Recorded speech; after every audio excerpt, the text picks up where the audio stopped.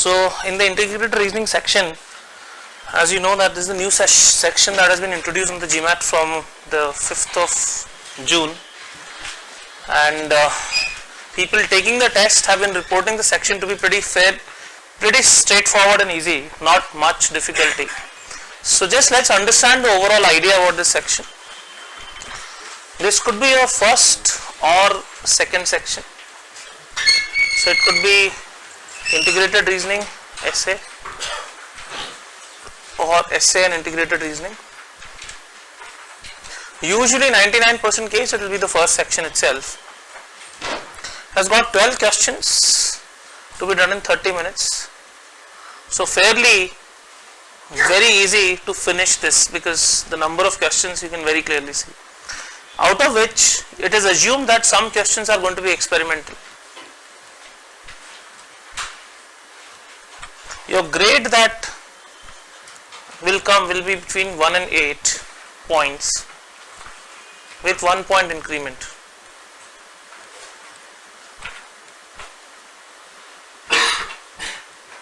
It is not certain right now because the GMAT itself does not have enough data to say which is a good grade, because they will say okay these many percentiles ranks would be good, but to gather that percentile at least 50,000 to 1 lakh people should have taken the test in the new format.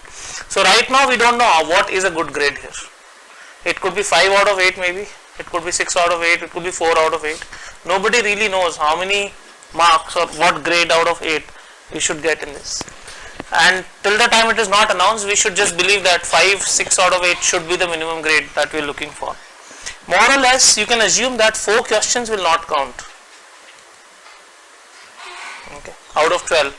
So 8 questions that count will make a score of 8. Depending on whether you get 1 right or 2 right, your grade will be 1, 2, 3.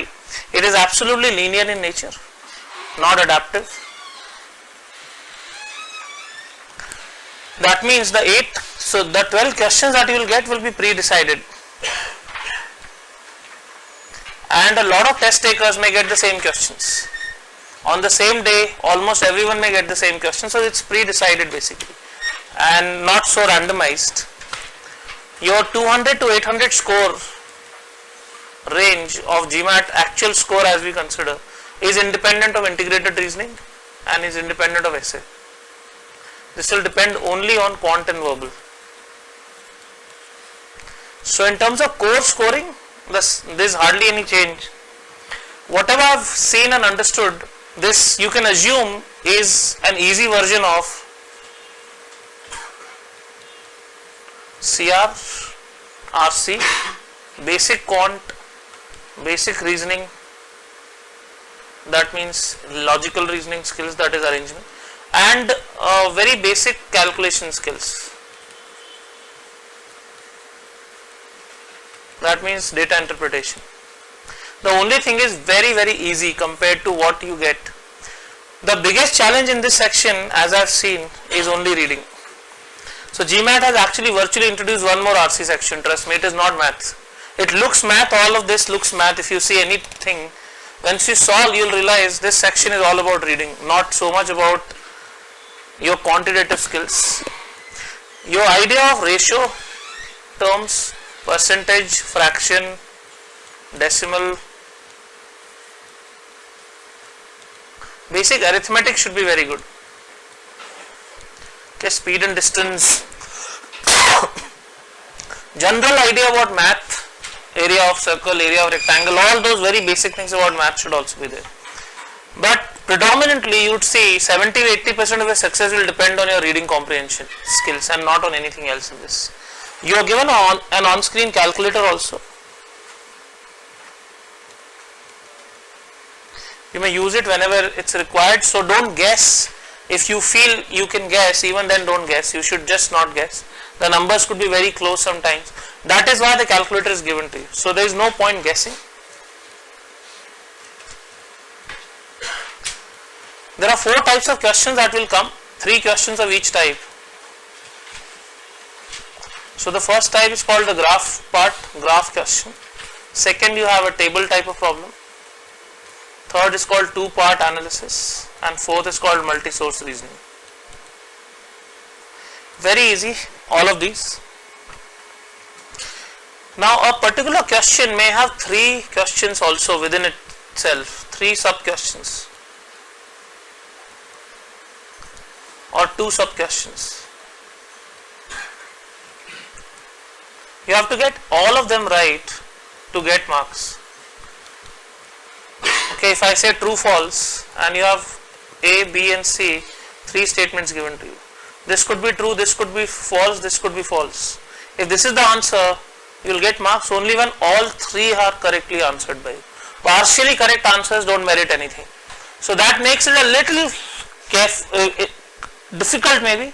You just have to be careful in this case. So graph, we'll see questions of each type. According to me, questions are fairly easy if you can understand them. The only challenge is whether we can understand those questions in the stipulated time or not. There is no need to panic because all of us can finish this section even without a calculator comfortably. If something panics you, something says that okay, it's very difficult, give yourself 5 extra minutes, there is no dearth of time. Try to understand what is written, that's the only skill that I have seen. Once again, reading skill, according to me, is the only thing that is being tested in this. The level of math, the level of reasoning, the level of data interpretation is that of a 5th grader. The level of reading skills required is much higher. So this is the approach required. We will take up all types of questions one by one in this. So some questions initially are based on graphs up to, let's say, question number 6. So let's see.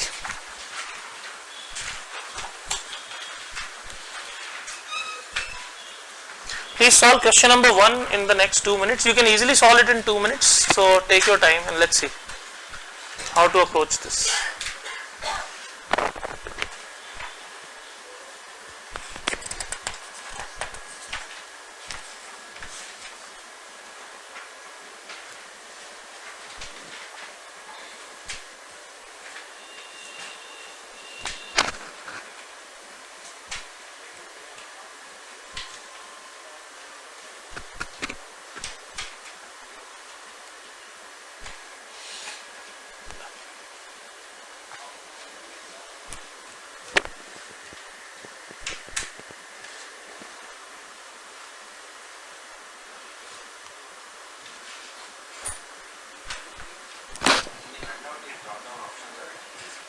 Yeah, so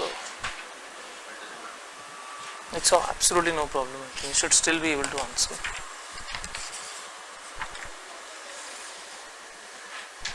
Okay, because of some problem here in the printing, they've been hidden. Otherwise, it will be easy. On the next page, I think you have been given those. Okay. Alright, so you will be given a drop down option in this. You have to select from the drop down. Right now it will not work, obvious reasons. Now what is reason? Under the assumption that curves shown continue in the same general shape beyond the plotted area. So every line, let's continue beyond the plotted area. That's what the point is here. Now what is the first question is, at 60 degree most soluble chemical, at 60 what is the topmost? Yeah, Ki. Or did you not extend this line? Extend this line also. You may forget because it is a very small line. Everything else will extend, I am sure, because after 60 degree, you should extend this. So at 60 degree, Ki will be the highest, and so Ki here. There is most likely a temperature above 100 degree at which NH4Cl is exactly as soluble. So increase this also. We can very clearly see they will meet somewhere. So KClO3 here.